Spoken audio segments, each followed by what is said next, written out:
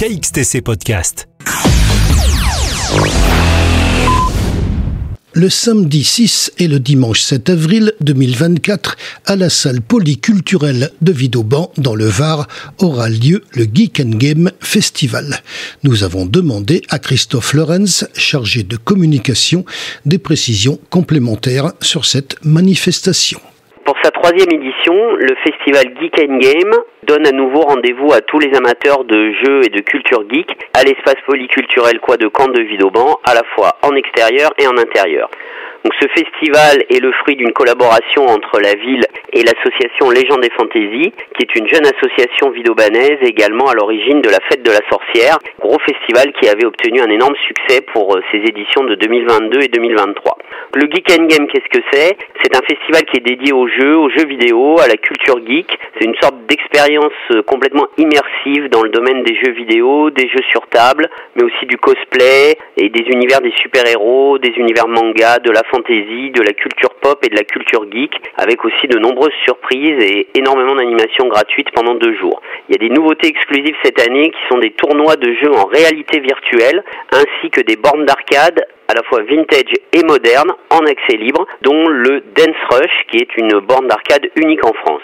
Toute la journée, pendant les 2 jours, en extérieur et en intérieur, il y aura plus de 40 exposants, des artisans, des écrivains, des produits dérivés. Il y aura des tournois et des initiations à la réalité virtuelle, des tournois sur bornes d'arcade rétro et sur bornes d'arcade dernière génération, des tournois sur console vintage rétro et sur console next gen, des jeux Street Fighter et Mario Kart. Il y aura des tournois et des initiations de cartes Magic, Pokémon, Yu-Gi-Oh, etc.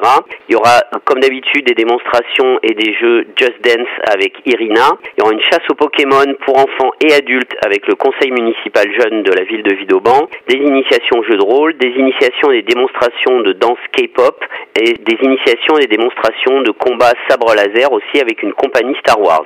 Il y aura aussi, ça c'est un gros événement dans le festival, des conférences et des dédicaces avec des comédiens doubleurs. Et il y aura donc Arnaud Laurent qui fait la voix de Ban dans Seven Deadly Sins, de Natsu dans Fairy Tail et de Crématorium dans MHA. Il y aura Emile Holmes qui fait la voix de Mercredi Adams, de Anna dans La Reine des Neiges, de Ellie Williams dans The Last of Us. Il y aura Philippe Ariotti qui fait les voix de Freezer et Piccolo dans Dragon Ball Z, de Maître Shifu dans Kung Fu Panda, et Arthur Pestel qui fait la voix de Edouard Elric dans Full Metal Alchemist, de Shin dans Kingdom et de Bigorneau dans La Famille Pirate. Il y aura aussi de youtubeurs et tiktokers invités qui seront également en conférences et dédicaces. Il y aura Gus DX, le chasseur de fantômes. Il y aura Matissé Alizé, surnommé les mauvaises herbes. Il y aura Sushi Nihiliste et Embrouille.